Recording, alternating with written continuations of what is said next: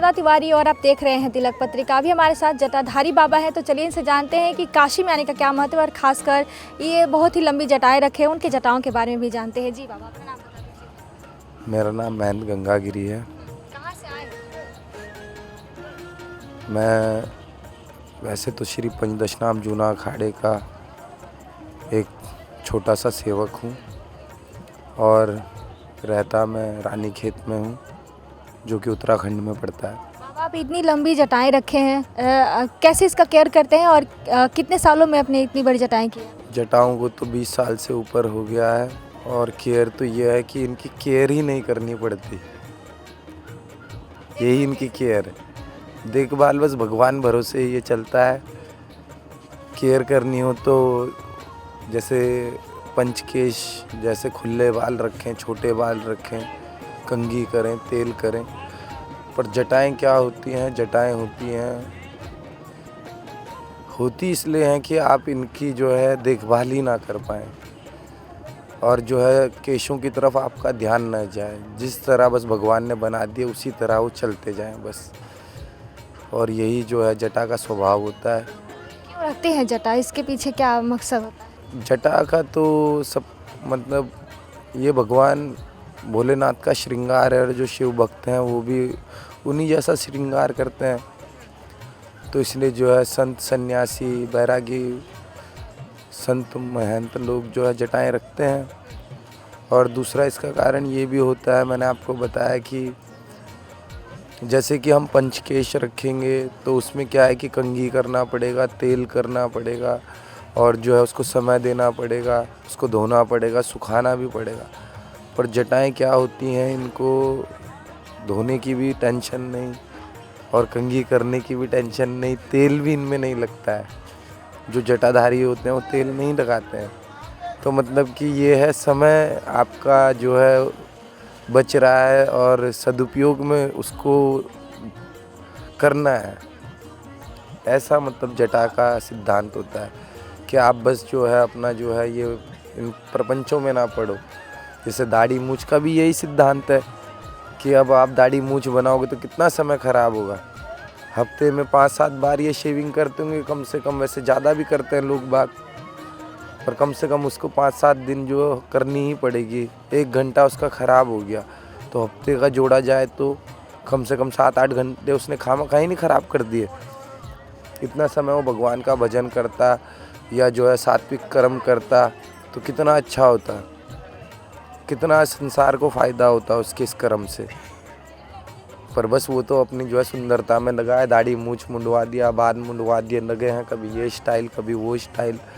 तो वो क्या है, वो समय को ख़राब करना है। और जो भी जो है दाढ़ी जटा ऐसे रखते हैं वो समय को बचा रहे हैं, वो अपने समय का सदुपयोग करके भगवान में लगा रहे हैं। अधिकतर, मैं ये तो नहीं कहूँगा सभी, पर जो मैं देखता हूँ 80%, और बाकी जो 20% है वो ऐसी ही हैं कुछ। क्योंकि जो है संसार है, इसमें सभी तरह के जीव होते हैं, अच्छे बुरे से ही संसार बनता है। बाबा जी, अभी आप पार्थिव शिवलिंग की पूजा कर रहे थे, क्या महत्व है इस कली काल में पार्थिव शिवलिंग का विशेष महत्व? नहीं देखो, कली काल क्या किसी भी युग में जो है भगवान शंकर जी की पूजा होती ही रहती है और हर रूप में होती है। केवल महादेव ही ऐसे देव हैं जिनकी जो है सतोगुणी, तमोगुणी और रजोगुणी तीनों पूजा होती हैं। अन्य किसी देव की जो है तीनों पूजा एक साथ नहीं हो पाती, पर महादेव ही ऐसे हैं जिनकी हम हर रूप में पूजा कर सकते हैं। और मैं अपना स्वयं का बताता हूँ, मेरे को तो शांति मिलती है और ये कोई मैं प्रतिदिन करता हूँ, हर दिन। चाहे मैं कभी जैसे आज ही मैं लेट हो गया और क्योंकि राहु काल भी 8 बजे से चल गया था, तो मैंने देखा कि जब वो समय समाप्त हो जाए तब मैं पूजन करूं, नहीं तो सुबह सुबह सही समय पे ब्रह्म मुहूर्त पे अधिकतर मैं पार्थिव पूजन कर देता हूं। बाबा, विश्वनाथ की नगरी में आप आए हैं, कैसा मिल रहा है, कैसा अनुभव रहा है आपका और बाबा का दर्शन किया? हाँ, बाबा का दर्शन किया और अभी भगवान महादेव की कृपा से, विश्वनाथ बाबा की कृपा से जब शिवरात्रि थी तो 1 घंटे तक मैं बाबा जी के गर्भगृह में रहा। हाँ, 1 घंटे।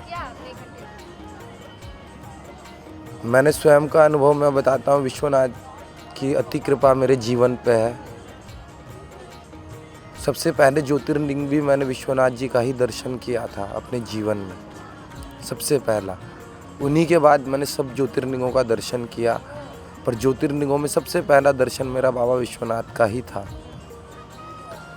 और जब भी मैं उनके पास जाता हूँ तो मेरे को बहुत अच्छा महसूस होता है, एक अलग ही ऊर्जा मेरे को मिलती है। इस बार भी मैंने सोचा नहीं था कि विश्वनाथ के दरबार के अंदर मैं गर्भगृह के अंदर 1 घंटे रह पाऊँगा, या ऐसा मेरे को कुछ नहीं पता था। और मैं पहुँचने के बाद ऐसा देव रूप योग और ऐसा विश्वनाथ की कृपा रही कि खुद जो है हम लोगों की सेवा विश्वनाथ के अंदर लग गई। तो जिस कारण से मेरे को 1 घंटे तक विश्वनाथ के अंदर रहने का मौका मिला। और गुरु महाराज की, जूना अखाड़े की, दत्तात्रेय भगवान की कृपा है जो मेरे को ये मौका मिला उनके दरबार में रहने का 1 घंटे तक। और 1 घंटे तक मैं उनको देखता रहा, ये मेरा परम सौभाग्य है। बाबा जी दत्तात्रेय अभी नाम ले लिया, भगवान दत्तात्रेय के बारे में थोड़ा सा बताइए। भगवान दत्तात्रेय जो हैं ब्रह्मा, विष्णु और महेश का एक स्वरूप है। सतयुग में माता अनुसुईया जी जो हैं एक सती हुई हैं, वो अमर हैं और अभी भी वो सृष्टि में हैं। तो माँ सती का इतना ज़्यादा प्रभाव था कि उनके तेज से पूरा ब्रह्मांड, सभी लोग जो है चमकते थे। तो नारद जी जो हैं वो वहाँ कैलाश लोक, ब्रह्मलोक और विष्णु लोक पहुँच के माता को बोले कि माता पार्वती को, माँ लक्ष्मी को और माँ ब्रह्माणी को बोले कि भाई आप लोगों का ये क्या है, आपका तो इतना तेज है ही नहीं। और वहाँ माता अनुसुईया, उनका तेज देखो पूरे ब्रह्मांड में फैला हुआ है, जबकि मेन शक्तियाँ तो आप हो। तो जाओ आप उनका जो है कुछ ना कुछ परीक्षा लो, वो क्या है ऐसा उसमें। तो तीनों देवियाँ अपने पतियों के पास में गई और उन्होंने जाके माँ को बारे में उनको बताया और बोला परीक्षा लो। तो ब्रह्मा, विष्णु, महेश माता जी के पास गए, माता जी की परीक्षा लिया, माता जी से भिक्षा मांगा। तो जिस समय माता जी से भिक्षा मांगा तो उस समय माता जी स्नान कर रही थी। तो उन्होंने बोला कि माता हमको भिक्षा चाहिए। तो माता जी ने बोला कि रुकिए आप कुछ समय, मैं स्नान करके आती हूँ। तो तीनों देव बोले कि जब हमने आपको माँ बोल दिया तो फिर आपको कैसा डरना, या आपको हमसे कोई ऐसा आभास हो रहा है। तो माता ही थी, वो सब जानती थी। तो उन्होंने बोला कोई बात नहीं, मैं तुमको ऐसे ही भिक्षा देती हूँ, रुकूंगी नहीं। तो उन्होंने अपना आह्वान किया अपनी शक्ति का और तीनों ब्रह्मा, विष्णु, महेश को एक बच्चा बना दिया, तीनों के तीनों को। और तीनों को बच्चा बना के फिर उन्होंने माता भिक्षा दी और कई समय तक अपने पास रखा। जब कई समय तक वो अपने पास रखा तो तीनों देवियाँ परेशान हो गई कि अरे ये तो हमारे पति देवी बच्चे बन गए और ना ही बड़े हो पा रहे हैं। तब तीनों देवियाँ गई और जाके उन्होंने माता से प्रार्थना करी। सभी देव देवता गए कि माता माफ़ कीजिए इनको भी। और फिर माता जी ने बोला चलो कोई बात नहीं, आप इनको ले जाइए, पर इनका एक रूप मेरे को दे जाइए। तो वहाँ से जो है भगवान दत्तात्रेय जी की उत्पत्ति हुई, जिनका कि एक मुख भगवान विष्णु का है, एक मुख भगवान शिव का है और एक मुख भगवान ब्रह्मा जी का है। तो इस शिव आपके लिए क्या है, आप उनको कैसे देखते हैं, कैसे मानते हैं? भगवान शिव तो सभी शिव भक्तों के आराध्य ही हुए। कोई भी भगवान शिव, तो भगवान जो वैष्णव संप्रदाय भी है वो भी भगवान शिव को मानता है। और कोई भी संप्रदाय है, और मेरा तो ये मानना है कोई भी पंथ है, कोई भी मज़हब है, चाहे वो कोई भी हो, ईसाई हो, मुस्लिम हो, सिख हो, जिसको परमात्मा में आस्था हो जाएगी उसको स्वाभाविक रूप से भगवान शिव में आस्था हो जाएगी। आपने रुद्राक्ष पहना हुआ है, क्या महत्व है रुद्राक्ष पहनने का? ये रुद्राक्ष है, ये नेचुरल है। अब जैसे कि ये ज़्यादा समय तक जो है इसमें रहे तो मैंने चांदी लगा दिया, और चांदी लगा दिया तो ये जो है चांदी का प्रभाव शीतल होता है, ये रुद्राक्ष का प्रभाव भी शीतल ही होता है। अब ये जैसे इसमें जनेऊ है, तो ये जनेऊ क्या होता है, कपास का बनता है, तो कपास का प्रभाव भी शीतल ही होता है। तो क्या होता है, जब जैसे हम ग्रहण करते हैं, जैसे जब हम अग्नि को हाथ लगाएंगे तो हमारा हाथ गर्म होएगा, और जैसे हम बर्फ़ को हाथ लगाएंगे तो हमारा हाथ शीतल होगा। तो ऐसी जब हम शीतल चीज़ें पहनेंगे तो हमको शीतलता ही ग्रहण होगी। हमारे नेत्र, हमारा मन, हमारी बुद्धि, हमारा हृदय और हमारा शरीर शीतल ही रहेगा, उसके विचार भी शीतल ही रहेंगे। तो यही इसका साइंटिफिक रीज़न है। और अध्यात्म का रीज़न इसका ये है कि जब हमने सूत्र ग्रहण किया होता है तो सूत्र के साथ में जो है इसका एक मंत्र भी होता है। तो हर जिसने भी सूत्र धारण करा होता है उसका एक नियम होता है। अमूमन जो है कोई नहीं करे वो अलग बात है, पर जो सूत्र धारण किया हुआ है उसको त्रिकाल संध्या करनी पड़ती है।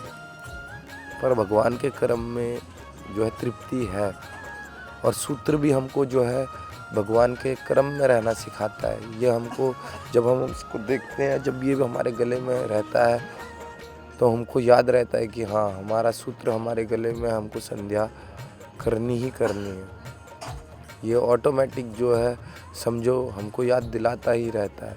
और मैंने आपको बताया ना कि तीनों का प्रभाव शीतल है। कई जैसे मैंने चांदी डाल लिया तो कई नहीं डालते हैं, कई खाली जनेऊ डालते हैं, तो दोनों का प्रभाव शीतल है। और जब शीतलता मिलती है तो वो शीतलता ही प्रदान करती है। जैसे लू चलेगी तो हम नहीं बैठ पाएंगे, पर जब ठंडी हवा चलेगी तो हमारी आत्मा, हमारा शरीर दोनों ही तृप्त हो जाएंगे। हम उस जगह पे कुछ घंटे और बैठ पाएंगे, कुछ समय और बैठ पाएंगे। और इसी के अपितु अगर लू चल रही होगी तो हम वहाँ पर जो है कुछ समय भी नहीं बैठ पाएंगे। तो ऐसे ही क्या है, शिखा, सूत्र, जनेऊ, रुद्राक्ष, तुलसी, कंठी माला, इन सब का महत्व है। ये हमको जो है सतोगुण में रखती हैं, और इनका ऑटोमेटिक ही जो है प्रभाव जो है शीतल होता है। अभी हमारे साथ जटाधारी बाबा थे जो कि श्री पंचदशनाम जूना अखाड़े से जुड़े हुए हैं, और काशी के शिवाला घाट पे आप देख सकते हैं धुनी रमाए हैं, और इनकी जटाएं काफ़ी लंबी हैं, लगभग 20 सालों से अपनी जटाएं रखी हुए हैं। और उन्होंने बताया कि पार्थिव शिवलिंग का हम सबको पूजा करना चाहिए। पार्थिव शिवलिंग इस कली काल में विशेष महत्व देने वाला होता है, आपको विशेष फल की प्राप्ति होती है। कैमरा पर्सन दीपक गुप्ता के साथ मैं प्रियंवदा तिवारी, देखते रहे तिलक पत्रिका।